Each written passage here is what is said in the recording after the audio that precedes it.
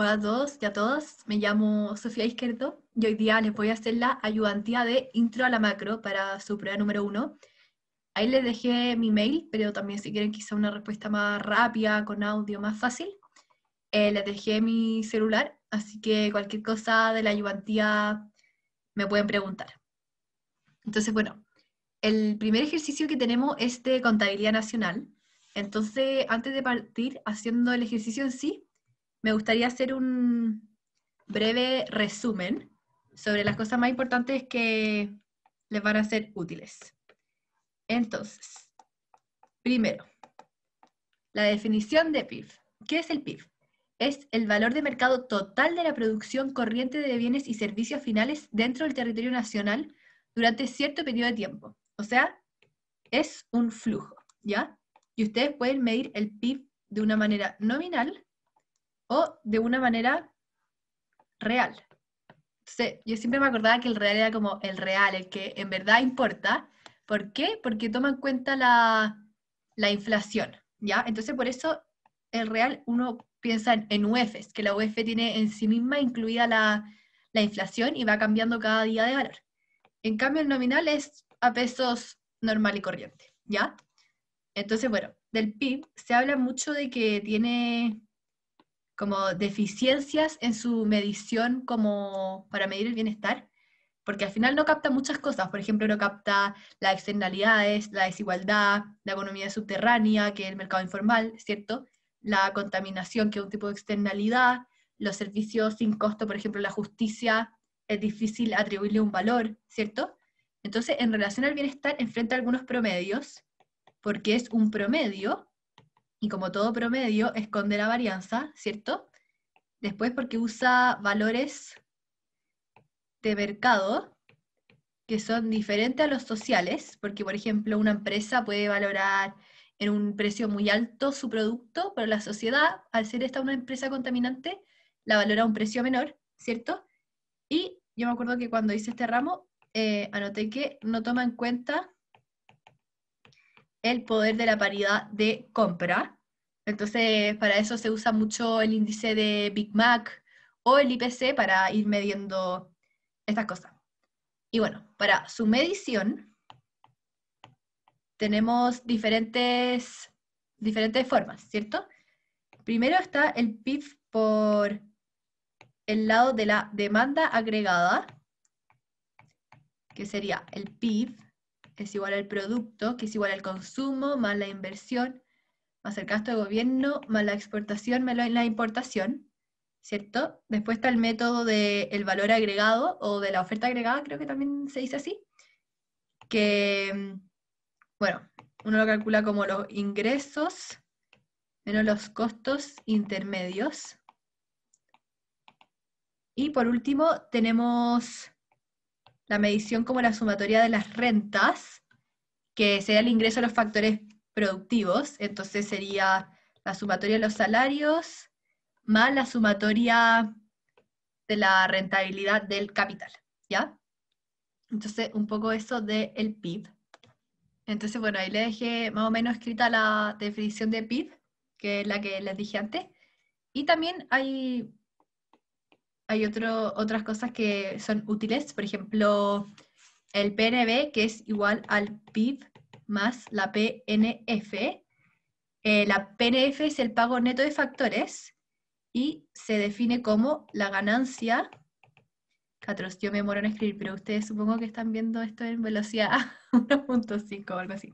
Ganancia de residentes extranjeros menos la ganancia los extranjeros en el país. Entonces esa sería más o menos la definición de PNB, que toma en cuenta a todos los residentes, vivan o no en el país. ¿Ya? También tenemos el PIN, que es el PIB menos la depreciación. Y bueno, ustedes en contabilidad vieron una forma de la depreciación, pero la depreciación económica es diferente a la contable. La depreciación económica es la pérdida de la capacidad de generar un flujo. Y al final el PIN, no sé si se usa mucho porque es muy difícil estimar la depreciación. Bueno, entonces ahora que hicimos este mini repaso, vamos a leer el ejercicio. En el extraño país de Lollapalooza existen únicamente dos empresas, una que fabrica instrumentos musicales y otra que utiliza dichos instrumentos como materia prima para producir bandas musicales. A continuación se detalla el funcionamiento de ambas empresas. Instrumentos. Los instrumentos requieren únicamente el esfuerzo manual de 20 trabajadores que reciben un salario de $4.50 cada uno. Durante el último periodo se tuvieron ventas totales por un monto de 36.000, de las cuales un 70% fue comprado por B y el resto por compradores que lo desean para su consumo individual. Bandas. Además de los instrumentos, las bandas necesitan de 15 músicos que las confeccionen. La empresa ha acordado destinar el pago de sus salarios el 20% de las ventas finales. Finalmente, este último periodo se vendieron un total de 6 bandas a un precio de 12.000 cada una. Ayuda, lo relevante es identificar claramente qué elementos se suman en cada método, más que el valor final del PIB, que obviamente tiene que ser el mismo en los dos métodos, ¿cierto? En todos los métodos, el mismo PIB, el mismo producto. Entonces nos piden calcular el PIB usando el enfoque de la demanda agregada, después del valor agregada, y en el C nos cambian un poco la situación, que es que B le agrega más instrumentos a su banda, entonces la empresa I le vende a B el 100% de su producción de materia prima, o sea, no vamos a tener consumo individual. Entonces ahí vamos a ver cómo cambia el PIB. Entonces ya, muy importante hacer como un mini dibujo de la situación. Tenemos la empresa I, que le vende instrumento a B, y también le vende a un consumo privado, y B también le vende a un cierto consumo, ¿ya? En la empresa I hay 20 trabajadores y su salario es $4.50, ¿ya? El valor de sus ventas es de 36.000, que sería el 70% comprado por B y el 30% de consumo individual. Entonces vamos a poner el 70% a B y el 30% a consumo individual. Y después la empresa B tiene, ahora vamos a anotar acá abajo, 15 trabajadores, el sueldo es el 20% de las ventas finales, y me dicen que las ventas son 6 bandas a 12.000 cada una. Entonces, tenemos 6 por 12.000, 72.000, ¿ya? Y ahí les puse morado el valor de las multiplicaciones para que sea más fácil. Entonces, la A me dicen el enfoque del PIB por la demanda agregada, ¿ya? Entonces ahí, como vimos en el repaso, tenemos que el PIB es igual al producto, que es el consumo, más la inversión, más el gasto, más la exportación, menos la importación. Este ejemplo es como, este ejercicio es más sencillo, porque no hay inversión, no hay gasto, no hay X ni hay M. Entonces, ¿qué pasa? El PIB va a ser igual al consumo. Entonces, cuando yo hablo de consumo, hay que hablar de consumo de bienes finales, porque eso es lo que mide el PIB. Entonces, yo tengo consumo acá y acá, ¿cierto? Entonces, el consumo, el primero, el intermedio de I, que vende unos instrumentos, sería 10.800, ¿cierto? Y después, el consumo de las bandas, que vende sus 6 bandas a 12.000, ¿se acuerdan? Eso era 72.000. Entonces ahí nos queda por este método que sería 82.800, ¿ya? Entonces ahí ustedes la prueba pueden especificar como de I a consumo privado, acá de B al consumo privado, ¿ya? Bueno, eso lo voy a borrar para tener más espacio. Ay no, se está ahorrando mucho. No, no importa. Ya está. Después, la B nos pide el PIB por valor agregado. Entonces, en el PIB por valor agregado, yo tengo que ver cuánto valor agrega cada sector de la economía. Entonces, veamos, ¿cuánto valor agrega I? I le vende a B, pero cuando le vende a B, se vende como insumo intermedio. Entonces yo no lo cuento para evitar la doble contabilización. Entonces, en cambio, cuando I le vende a la gente, eso sí sería un consumo final. Entonces ahí crea un valor de 10.800.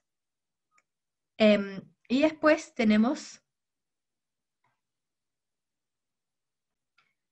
o sea, ya, perdón. Y hay que ver el valor agregado de cada sector de la economía. Entonces, I genera ventas de 36.000 y no ocupa insumo intermedio, ¿ya? En cambio, B, ¿qué pasa? Vende un total de 72.000, ¿cierto? Pero le había comprado acá esto a B. Entonces, al final, de lo que él vende, no todo es ganancia, o sea, hay que restarle estos 25.200. Y esta resta me queda 46.800. Y ahí, si yo sumo los valores agregados, me va a quedar 82.800, que es lo mismo que el método anterior. Ya, entonces en la 3 nos cambian un poco el ejercicio, porque I le vende el 100% a B. Entonces tendríamos así nuestra línea, ¿cierto? Entonces me dice, ¿cómo cambiar los diferentes métodos del PIB? Cambia el valor final del PIB. Entonces ya, por el primer método de la demanda agregada, yo tenía que el PIB era igual al consumo, o sea, el PIB es igual al producto, que es igual al consumo, ¿cierto? Entonces, ¿qué tenemos? Todo el consumo, o sea, antes yo veía el consumo individual, ¿cierto? De que le compraban ahí y después veía el consumo que le hacía la gente a ver, entonces ahí veía el consumo final. Pero ahora tengo que el consumo individual en esta parte de acá es 0 y que al final el consumo de B sería 6 por los 12.000, que eran las 6 bandas a 12.000 cada uno. Entonces tendríamos que sería 72.000, ¿ya? Y después, por el método del valor agregado, yo tengo que I genera 36.000, ¿ya? Que era lo que me decía en el enunciado, que eran las ventas de I, y I no tiene insumo intermedio, no le tengo que restar nada. Y después F genera, tiene ventas de 72.000, pero le compró ahí 36.000. Entonces esto sería como como su costo que lo tiene que restar. Entonces nos queda 36.000 y sería 72.000. Entonces, si se fijan, el PIB disminuye. Pasa de 82.800 a 72.000. Entonces igual es muy interesante analizar el por qué el PIB baja si es que no hay consumo intermedio. Y se podría decir de que el PIB baja porque el valor de los bienes consumidos es menor, porque ahora a B generar su producto le es más costoso. Entonces, bueno, ese era el ejercicio de contabilidad nacional. Ahora vamos a pasar al 2, que es del modelo de Robinson Crusoe que vieron en clase. Y bueno, se lo voy a leer. Considera una economía donde vive solo un individuo, Alejandro Selkirk, que vive en la isla de Robinson Crusoe. Selkirk caza langostas que son perecibles. Es una economía sin posibilidad de intercambio intertemporal. Entonces, ustedes al tiro saben que no tienen que usar este gráfico de consumo 1, consumo 2, porque no hay consumo intertemporal. Las langostas son perecibles, le dura un día. O sea, todo lo que consume en un día lo va a tener que consumir. Al tiro pueden hacer esa asociación en su cabeza. Asuma que la función de producción de esta economía es igual a I75 raíz de L, donde L es la cantidad de horas que trabaja este individuo. Las preferencias de este individuo generan una tasa marginal de sustitución entre consumo y trabajo igual a consumo partido 1 menos L, donde C corresponde a la cantidad de bienes langosta que consume. A. Encuentra el consumo y el trabajo de equilibrio de Alejandro Selkirk. Muestre y explique cómo va resolviendo su problema y grafique. Entonces, bueno, ¿cuál es el problema que tiene Alejandro Selkirk? Alejandro Selkirk quiere maximizar su utilidad, ¿cierto? Sujeto a su restricción, que sería sus posibilidades, ¿cierto? De la función de producción y también el tiempo, ¿ya? Entonces, yo tengo que igualar la tasa marginal de sustitución con la productividad marginal del trabajo. Entonces, ¿cuál es la lógica de igualar estas cosas? Por ejemplo, si yo tuviera la tasa marginal de sustitución mayor a la productividad marginal del trabajo, significa que yo, si estudio muchísimas horas, en la prueba voy a pasar del 6 al 6,3. O sea, por estudiar 5 horas subo 3 décimas. ¿Me vale la pena? Quizá ahí voy a querer disminuir mi tiempo de estudio. Y después la TMS, bueno, igual depende de las preferencias. Quizá yo me gusta estudiar 5 horas y quiero subir mis décimas, pero en estos problemas no es el óptimo. Y después, si la TMS es menor a la productividad marginal del trabajo, ¿qué pasa? Si yo estudio 1 hora más, paso del 3 al 5. O sea, ¿quién no quiere estudiar 1 hora más para subir 2 puntos enteros de la nota? Entonces, esa es la lógica detrás de igualar la TMS con la productividad marginal del trabajo. Y acá me dan la TMS, me dicen que es consumo partido en 1 menos L, y la productividad marginal del trabajo yo la voy a obtener derivando esto, ¿ya? Entonces yo derivo y con respecto a L, ¿ya? Cuando hay una raíz, lo más fácil es ponerla abajo con un 2, ¿ya? Yo como que me aprendí esa regla de memoria y me ha funcionado muy bien. Entonces la vamos a poner acá, 75 en 2 raíz de L. Y ahí, si despejo la C, les va a quedar 75 raíz de L. Esto en verdad no se preocupen, ustedes lo pueden despejar bien fácil, ¿ya?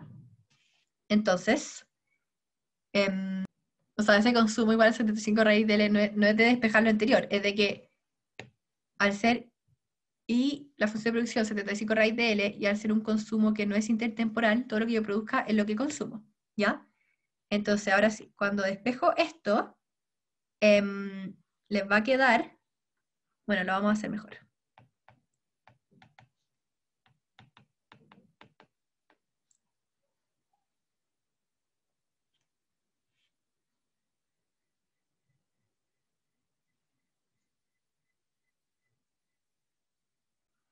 Acá en vez de poner consumo ponen 75 raíz de L, para que les quede todo en los términos de una misma variable. Raíz de L por raíz de L, les queda L. Acá si ven, hay puros múltiplos de 75, entonces puedo ponerlo así, junto a las L, y me queda que es 1/3. Entonces el trabajo sería 1/3, y como yo tengo acá que el consumo es 75 partido en raíz de L, meto el L ahí, y les va a quedar que el consumo es 43,3, ¿ya? Ya voy a borrar lo que escribí para hacer el gráfico. Y ahí para la grabación para borrar las cosas. Entonces hacemos nuestro gráfico que tiene la decisión de trabajo y consumo. Esa es la decisión de Alejandro, de cuánto trabajar, y así, dependientemente del trabajo, se va el consumo. Entonces yo tengo mi función de producción, que es creciente en L, y por el otro lado yo tengo mi utilidad, ¿ya? Entonces, en este punto, que es el tangente, donde la TM es igual a la función de producción, yo obtuve que era el trabajo 1/3 y el consumo 43,3. Entonces uno puede hacer como poner estos puntos A, C y B, y ahí poner B es el óptimo porque la TMS es igual a la productividad marginal del trabajo, entonces alcanza la mayor utilidad. Pero ¿qué pasa con A? ¿Y qué pasa con C? ¿Cierto? En A tengo que la TMS es menor que la productividad marginal del trabajo, y en C que la TMS es mayor que la productividad marginal del trabajo. Entonces no es como que se lo tengan que aprender de memoria, sino que pueden ver el gráfico, van viendo las pendientes y ahí ven qué es mayor, si la productividad marginal del trabajo o la TMS, ¿ya? Por ejemplo, acá en A, yo veo que la tasa de acá de la productividad marginal del trabajo es más grande que esta. ¿Lo ven? Esta sería la pendiente de la TMS. Esta es la productividad marginal del trabajo. Así que ahí lo pueden ir viendo ustedes en el gráfico con las pendientes. Y ahora pasamos a la B. Dice, suponga que el individuo se enferma y no puede consumir más de 40 langostas. Determine cuánto trabajará este individuo, explique sus resultados y grafique. Entonces, antes nosotros vimos que el consumo óptimo, voy a anotar, ahí, lo pongo morado ya, ahora sí. Ya, antes mi consumo era 43,3. entonces se enferma y no puede consumir más de 40. Entonces mi intuición al tiro me dice que sí o sí va a querer consumir 40, que es su posibilidad, porque antes estaba dispuesto a trabajar hasta consumir 43, pero ahora se enferma y no cambia su utilidad, no cambia nada. Entonces, ahora puede consumir máximo 40, sí o sí, eso es lo máximo que va a querer consumir. Entonces, en nuestro gráfico de antes, teníamos acá nuestro punto, 1/3, siempre pongan los ejes, porque si no, les bajan por eso, y que fome. Ya, entonces mi consumo alcanza un máximo de 40. Entonces, bueno, yo hice una línea estimativa, que ahí sería 40. Entonces, se puede ver que ahora nuestro individuo, Alejandro, va a estar en este punto, que no es un óptimo, porque no hay una tangencia entre la TMS y la productividad marginal del trabajo. Pero, dada la restricción actual, sí es el punto en esta nueva situación que puede alcanzar con la mayor utilidad. Entonces, voy a la función de producción, y que era, consumo es igual a 75 raíz de L.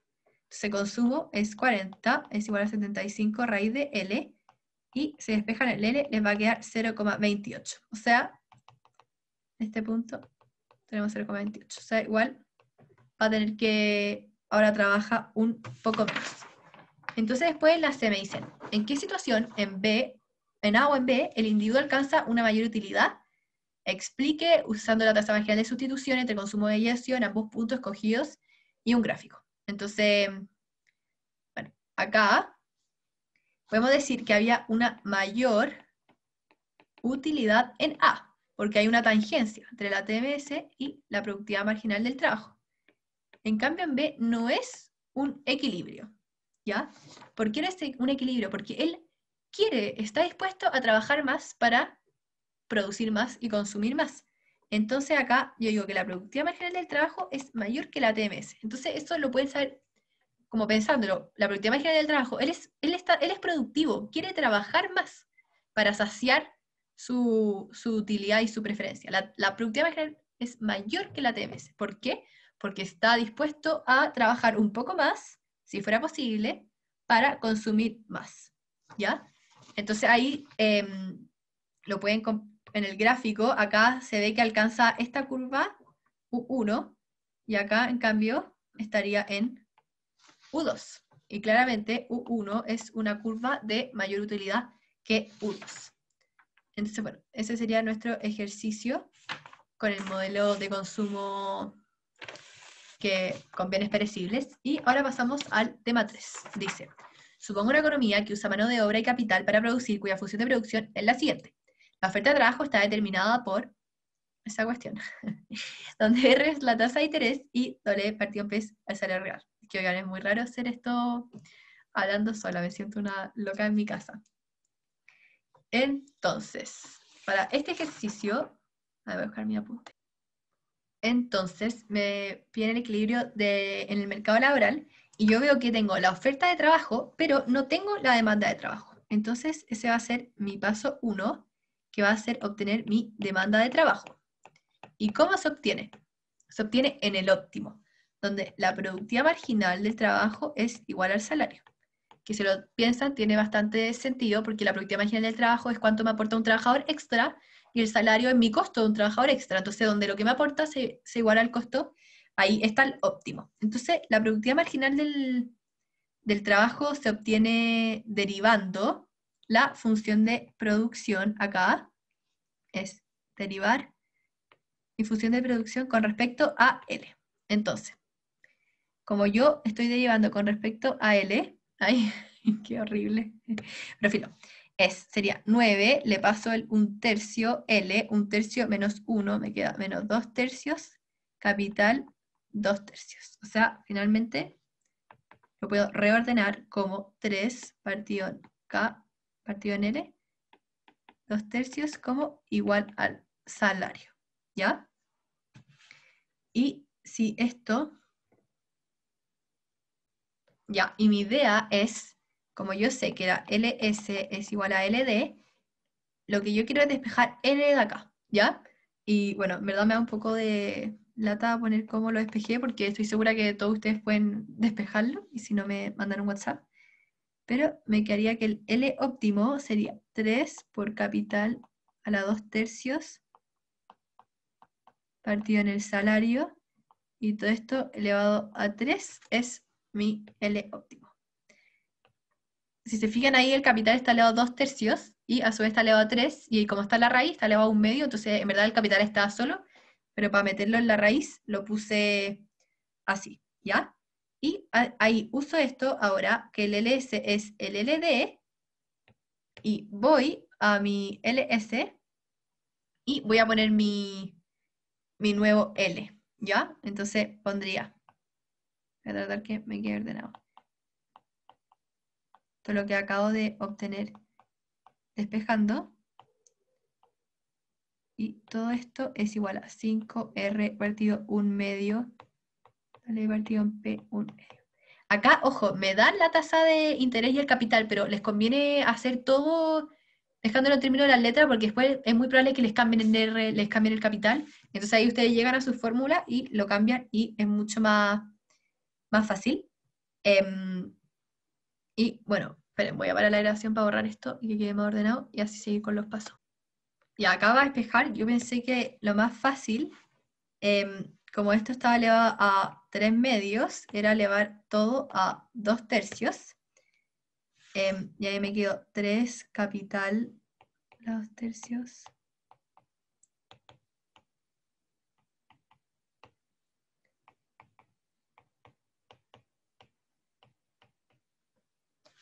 Ahí elevé todo. Yo quería obtener el salario, ¿cierto? Porque si se fijan, el R y el K ya lo obtengo. Y va, esto era. Y ahí pasé el doble para acá. Entonces, este lo borré. Y acá le puse un 4. Bueno, seguí despejando, despejando, despejando. Si tienen dudas, me preguntan.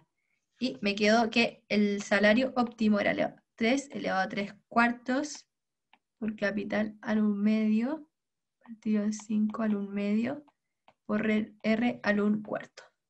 ¿Ya? Entonces ahí lo marcan bien por si después les cambian algo. Y como yo sé que el capital es 150 y el R es 9%, yo lo reemplazo, lo meto acá, que es lo que obtuve, ¿ya? Y me va a quedar que el salario es igual a 22,79, ¿ya? Y después el L es más fácil porque está acá. Yo sé que el R, o sea, el L sería 5 por la raíz del R, por mi salario, que ya lo acabo de obtener, 22,79, y el salario también elevado a la raíz.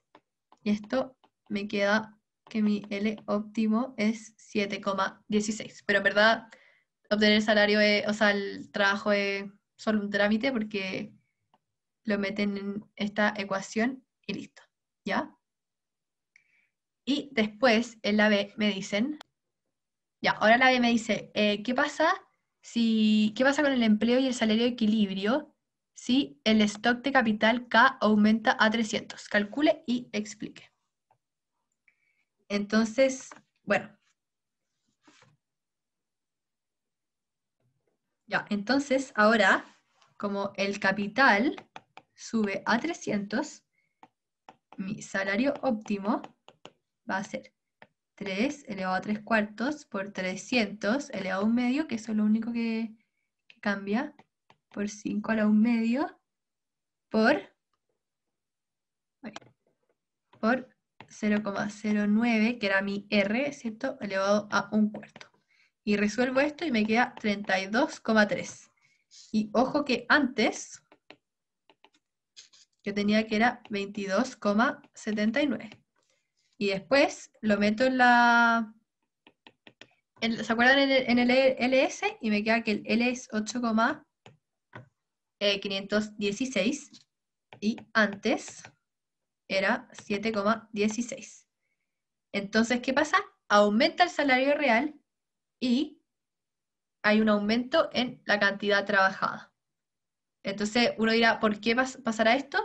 Y quizás es porque la función de producción, si se acuerdan, que era así, es creciente en el capital. Bueno, entonces una posible explicación de esto es que como la función de I es creciente en capital, ahora como aumenta el capital es más rico, ¿cierto? Quizás por un efecto ingreso, bueno, ahí trabajaría menos, pero por efecto sustitución, cada hora trabajada le otorga más producto, o sea, más consumo. Entonces acá podríamos decir que el efecto sustitución le ganaría al efecto ingreso porque consume más frente a un aumento en K. Entonces este sería el ejercicio 3. Y ahora pasamos al cuarto y al último, que es un equilibrio con acreedor y deudor. Y dice así.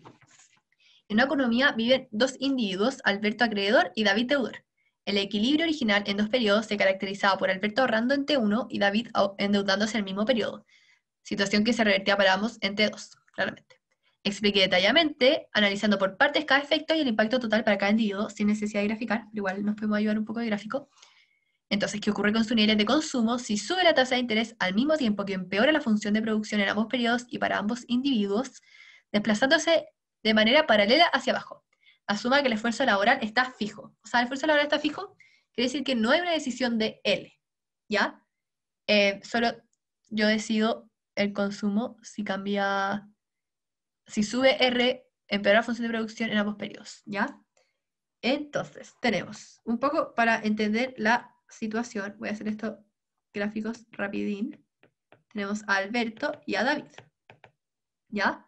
Entonces, ahora sí tenemos un modelo de consumo intertemporal que al final, en estos modelos, lo que yo tengo que hacer es maximizar mi utilidad, que es una utilidad que depende del consumo 1 y del consumo 2, sujeto a mi restricción presupuestaria, que es consumo 1 óptimo más consumo 2 óptimo, y la tasa de interés por I1 más I2 partido 1 más R. ¿Ya? Entonces esto es típico que te hace como definir el problema y se resuelve con donde la TMS es igual al 1 más R. ¿Ya? Entonces ya, Alberto es acreedor. ¿Qué significa eso? Que su consumo de hoy es menor al de mañana, es acreedor, a él le gusta prestar plata para mañana consumir más. En cambio, David, que es deudor, David, deudor, los dos con D, le gusta consumir mucho hoy día, entonces su consumo 1 es mayor que el consumo 2. Entonces ahí ustedes ponen las utilidades. Ahora vamos a poner U1 y U2. ¿Ya? Entonces, ahí pueden ver que el consumo no solo depende de su preferencia, o sea, no solo depende de la restricción presupuestaria, sino que también depende de su preferencia. Ya, entonces ahora vamos a ver qué pasa con este shock que nos dieron. Voy a borrar lo que puse. Ya, entonces vamos a analizar para cada uno qué pasa con el cambio en la tasa de interés y para cada uno con el empeoramiento de la función de producción.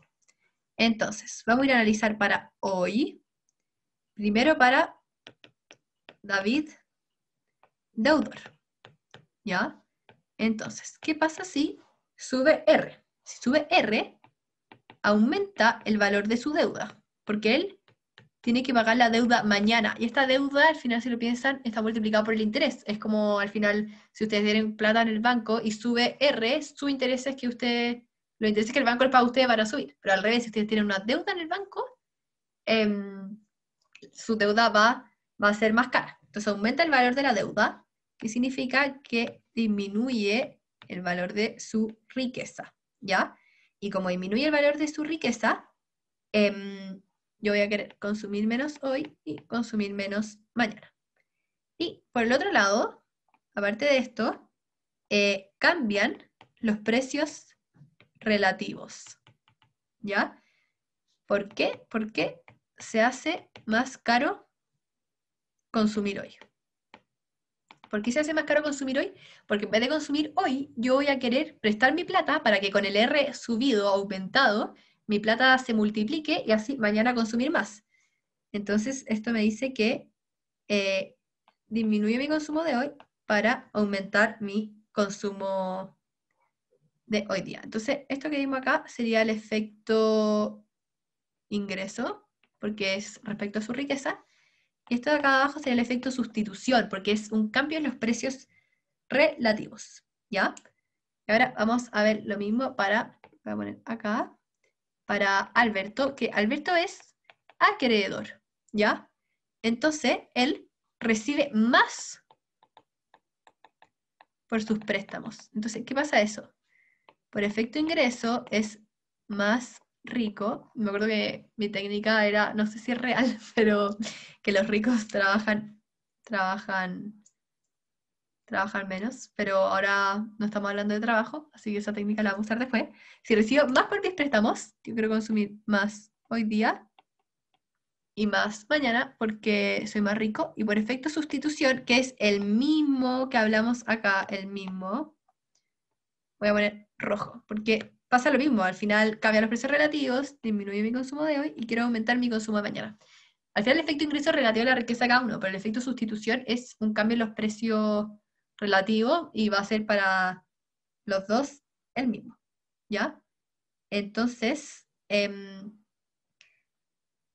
Alberto, que lo vamos a poner con verde, acá, como un resumen.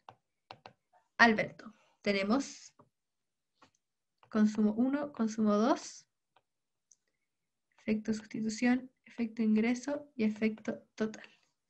Entonces vimos que por efecto sustitución era menos, más, y por efecto ingreso más, más.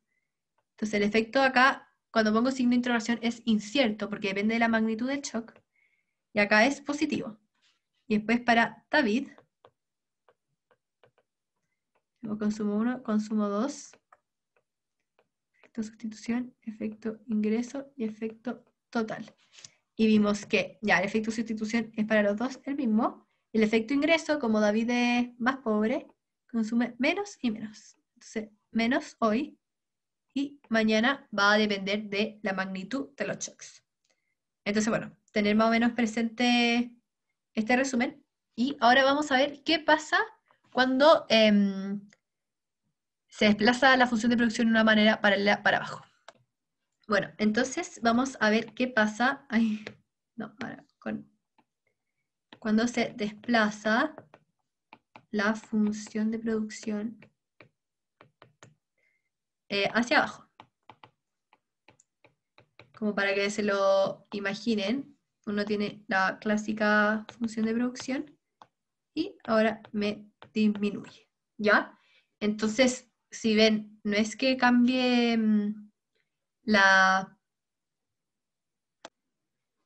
se desplaza, lo voy a hacer de nuevo. Ya, ahí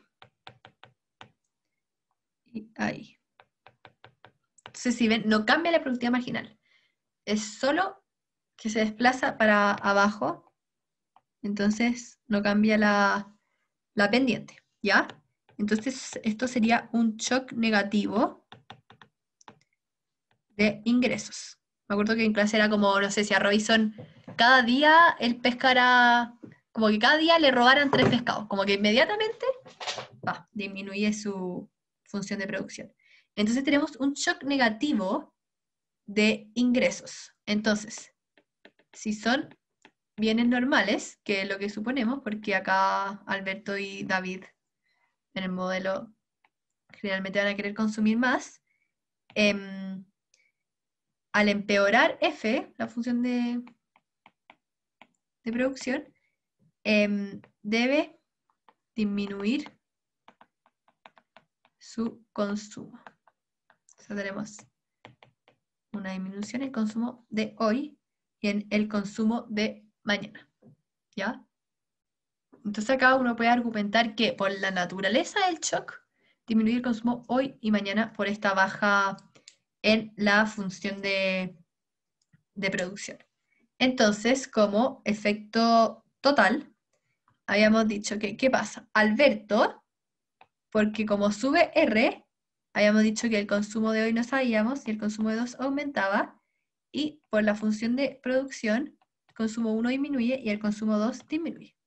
Entonces acá vemos que el el consumo de hoy queda incierto y el consumo de mañana también queda incierto. Entonces depende de la magnitud de los shocks, del efecto de sustitución.